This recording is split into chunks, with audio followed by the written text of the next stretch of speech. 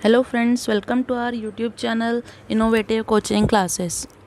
Right, आज हम पढ़ने जा रहे हैं अकाउंट्स का क्लास 11th की अकाउंटिंग, जिसमें है गोल्डन रूल्स ऑफ अकाउंटिंग।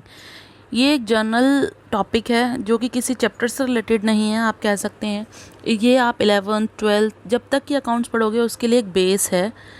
क्या है golden rule of accounting? Golden rule of accounting का मतलब क्या होता है कि मीन्स हम अकाउंटिंग किस रूल्स के अकॉर्डिंग करते हैं, किस बेस पे अकाउंटिंग करते हैं, मतलब एंट्रीज हम किस बेस पे करते हैं, उनके रूल्स क्या हैं, वही हम पढ़ते हैं गोल्डन रूल ऑफ अकाउंटिंग में। इसको पढ़ने के लिए सबसे पहले हमें पता होना चाहिए अकाउंट्स कितने टाइप्स के होते हैं, कौन कौन से अकाउंट्स होते हैं। राइट, तो इसमें है सबसे पहले पर्सनल अकाउंट। पर्सनल अकाउंट क्या होता है? पर्सनल अकाउंट वो अकाउंट होता है जो किसी पर्सन से रिलेटेड होता है। रियल अकाउंट क्या होता है? जो कि किसी असेट से रिलेटेड होता है। असेट वो कोई सी भी असेट हो सकती है, टेंजिबल या इनटेंजिबल। फिर बात आती है नॉमिनल अकाउंट की। नॉमिनल अकाउंट कौन से अकाउंट होते हैं? जो कि इनकम, एक्सपेंसेस, प्रॉफिट, लॉस उनसे रिलेटेड होते हैं। अभी हमने टाइप क्या पढ़ा? Type of account. There are 3 types of account, personal, real and nominal, जिनके बारे में डीपली हम नेक्स्ट आगे पढ़ते हैं। राइट, अब हम पढ़ते हैं पर्सनल अकाउंट। पर्सनल अकाउंट्स क्या होते हैं? पर्सनल अकाउंट वो अकाउंट होते हैं जो कि किसी पर्सन, इंस्टीट्यूशन या कंपनी से रिलेटेड होते हैं। अभी जैसा कि आपको नाम से ही ये शो हो रहा है कि पर्सनल मतलब पर्सन से रिलेटेड। इंस्टीट्यूशन क्यों है ये? क्योंकि इंस्टीट्यूशन भी एक काइंड का आर्टिफिशियल पर्सन ही है। कंपनीज हैं चाहे वो भी एक आर्टिफिशियल पर्सन ही हैं। पर्सनल अकाउंट के अंदर कौन कौन से आते हैं? एग्जाम्पल हम किसके ले सकते हैं? जैसे बैंक अकाउंट है, इंस्टीट्यूशन है एक तरह से। क्रेडिटर्स हैं। क्रेडिटर्स क्या होते हैं? क्रेडिटर अकाउंट, क्रेडिटर जिनको हमने पे करना है, जिनको हमने पे करना है वो भी एक पर्सन है। राइट, डेटर्स अकाउंट, डेटर्स जिनसे हमने लेना है वो भी एक पर्सन है। ड्राइंग अकाउंट, ड्राइंग क्या? जो कि ओनर होता है कंपनी का, उसके पर्सनल खर्चे ड्राइंग अकाउंट में आते हैं। राइट, तो ये सारी चीज़ें पर्सन से रिलेटेड हैं, इसलिए पर्सनल अकाउंट में आती हैं। पर्सनल अकाउंट का रूल क्या है? Debit the receiver, credit the giver. Like किसी को भी कुछ भी रिसीव हुआ, जो कि रिसीवर है वो डेबिट होता है, और जो दे रहा है लाइक जिससे जा रहा है, जिसके पास से गिवर है जो, वो क्रेडिट होता है।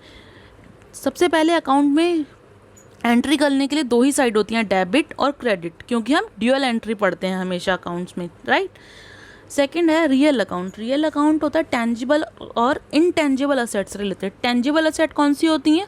टेंजिबल असेट वो असेट होती हैं जो हम टच कर सकते हैं, फील कर सकते हैं। राइट, और इनटेंजिबल असेट वो असेट होती हैं जिनको हम छू नहीं सकते, जिनको हम देख नहीं सकते हैं, वो होती है इनटेंजिबल असेट। अब टेंजिबल असेट कौन सी होती है? एग्जांपल जैसे बिल्डिंग है, मशीनरी है, स्टॉक है, लैंड है, कोई भी जिनको हम देख सकते हैं, छू सकते हैं। असेट क्या? जिनको सोल्ड आउट करके, जिनको इन फ्यूचर जिससे हमें पैसा मिलना है, लाइक डेटर्स हैं हमारे। राइट, डेटर्स भी क्या होते हैं? एक तरह से असेट ही होते हैं, वो भी उनसे हमारे पास पैसा आएगा। बट वो क्या होती हैं? डेटर्स जो बेसिकली पर्सन से लेते हैं, इसलिए वो हम उसको पर्सनल अकाउंट में कैटेगराइज करते हैं। बट उससे जो पैसा आता है, मान लीजिए कुछ आया, वो हमारा रियल अकाउंट में आ जाता है। राइट, लाइक इसका रूल क्या होता है? Debit what comes in. जो भी हमारे पास आया वो डेबिट होता है, जो भी हमारे यहाँ से गया वो क्रेडिट होता है। राइट, नेक्स्ट है नॉमिनल अकाउंट। नॉमिनल अकाउंट क्या होता है? मैंने पहले ही बताया, नॉमिनल अकाउंट वो अकाउंट होते हैं जो कि इनकम, एक्सपेंसेस, लॉसेस इनसे रिलेटेड होते हैं। प्रॉफिट कुछ भी हो, जैसे कि हमने किसी सैलरी दी स्टाफ को, वो हमारा एक्सपेंस है। इंटरेस्ट पे किया, वो हमारा एक्सपेंस है। मान लीजिए हमें इंटरेस्ट मिला, वो क्या है? हमारा इनकम है, गेन है मिला तो। राइट, तो इसका क्या रूल होता है? Debit all expenses and losses, credit all incomes and gains. जो भी हमारे एक्सपेंसेस हैं उनको डेबिट किया जाता है, जो भी हमारी इनकम है, गेन है, प्रॉफिट है, उनको हम क्रेडिट करते हैं। बेटा देखो, जब तक हम ये रूल्स नहीं जानेंगे, जब तक हमें ये रूल नहीं पता होगा कि क्या डेबिट होना है, क्या क्रेडिट होना है, तब तक हम एंट्रीज को नहीं कर सकते। और बेसिक क्या होता है हमारी एंट्रीज का? बेस ये क्या होता है? हमें डेबिट क्रेडिट आना चाहिए, जो कि हमें 11th में, 12th में, ग्रेजुएशन में हर जगह ये यूज़ होगा। जब भी हम फाइनेंशियल अकाउंटिंग करते हैं हमारे ये रूल यूज़ होते ही हैं। राइट, जो कि गोल्डन रूल होते हैं। राइट। इस ये गोल्डन क्यों कहा जाता है इनको, क्योंकि ये फॉर एवर है, हमेशा ही यूज़ होने ही हैं। जब भी हम अकाउंटिंग करेंगे ये हमारा बेस है रूल्स, राइट। अब बिना रूल्स के हम अगर एंट्री कर भी देते हैं तो आज हम एक एंट्री कर लेंगे फिर दूसरी एंट्री में अटक जाएंगे। इवन दो आपको ये रूल्स इतनी अच्छी तरह पढ़ने चाहिए, क्योंकि इन फ्यूचर अगर ये रूल नहीं आते तो कभी भी हम एंट्रीज नहीं कर पाते हैं, राइट। हम एक एंट्री कर लेंगे, दूसरी कर लेंगे, तीसरी में अटक जाएंगे क्योंकि हमारे फंडे क्लियर नहीं है। तो बेस्ट तरीका यही होता है कि हमें रूल्स अच्छी तरह पता होने चाहिए, राइट। जैसे कि अब मैं मानती हूँ कि मैं 11th क्लास में एंट्री करी हूँ, ये मेरे लिए न्यू है, राइट। तो अभी हम एक एग्जाम्पल लेते हैं एंट्रीज़ का। हम एंट्रीज़ करते कैसे, क्योंकि अभी ना तो आपको फॉर्मेट पता होगा कि कैसे एंट्रीज़ को प्रेजेंट किया जाता है।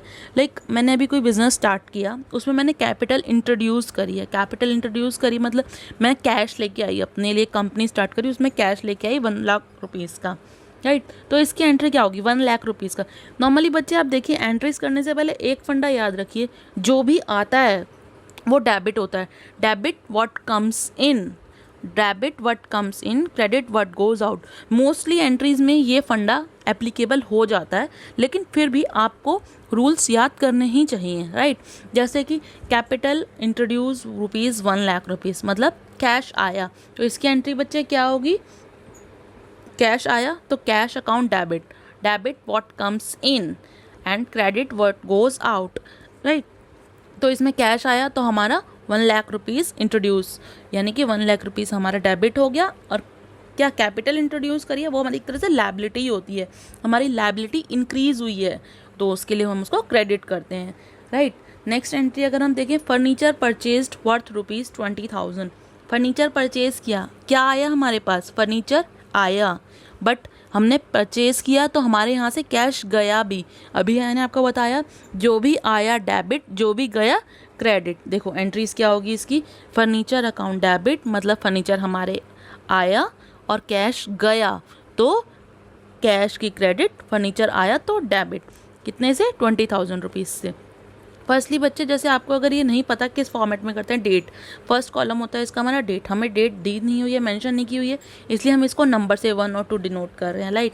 पर्टिकुलर में देखो नीचे मैंने लिखा है बीइंग कैपिटल इंट्रोड्यूस, ये एक तरह से नरेशन होता है, ये हमें ज़रूर लिखना चाहिए क्योंकि ये चीज़ अगर हम नहीं लिखते हैं इसके भी हमारे मार्क्स कटते हैं। सेकेंड होता है लेजर फोलियो। लाइक आपने अगर मेरी पहली वीडियो देखी होगी तो मैंने उसमें आपको बताया होगा कि फाइनेंशियल अकाउंटिंग में क्या होता है, चीज़ों को पहले एंटर करते हैं, फिर उसको समराइज करते हैं, क्लासीफाइड करते हैं। तो क्या होता है जब हम इनको इनके सेपरेट अकाउंट में, लेजर अकाउंट में डिवाइड करते हैं तो हम जिस पेज पे शिफ्ट करते हैं वो हमारा पेज नंबर आता है लेजर फोलियो में, राइट। अमाउंट यहाँ डेबिट का अमाउंट, यहाँ पे क्रेडिट का amount, okay.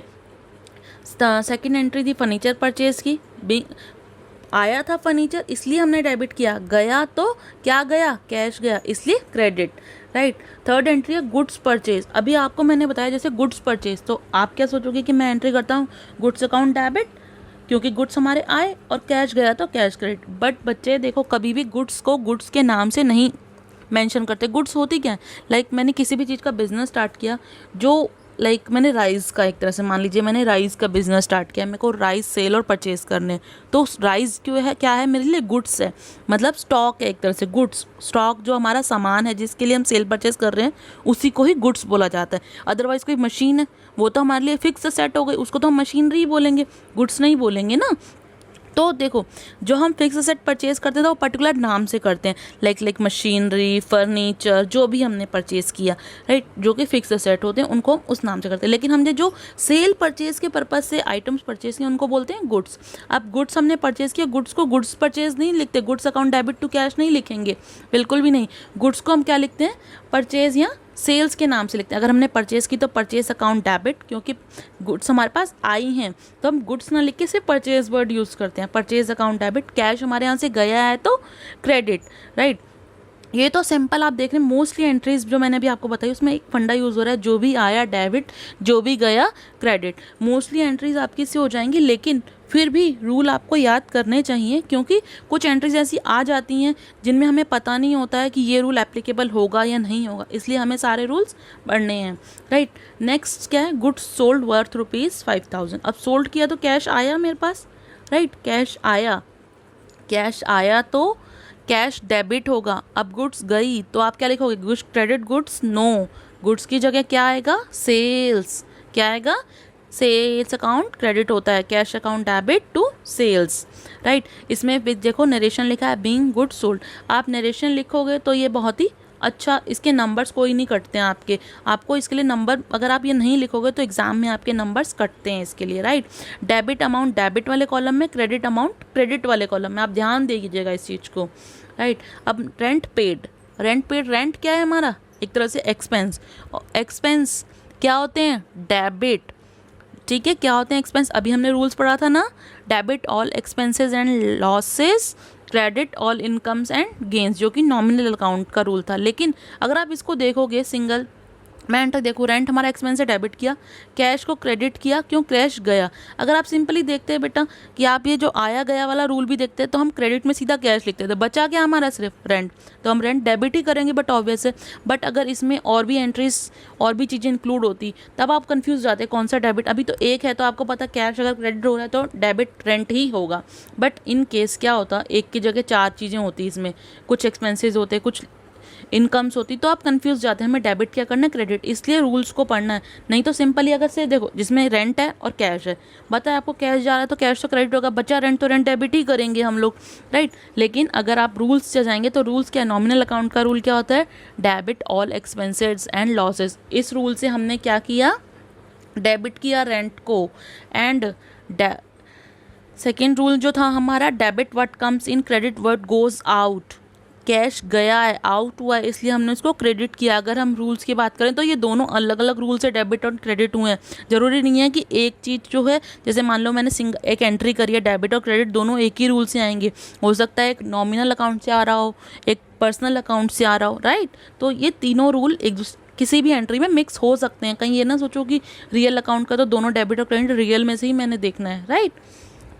Thanks for watching this video. अगर ये वीडियो आपको यूज़फुल लगी हो तो please like share and subscribe this video, and दूसरों से भी, आप अपने फ्रेंड्स होते हैं उनके साथ भी शेयर कीजिए ये वीडियो। Thank you.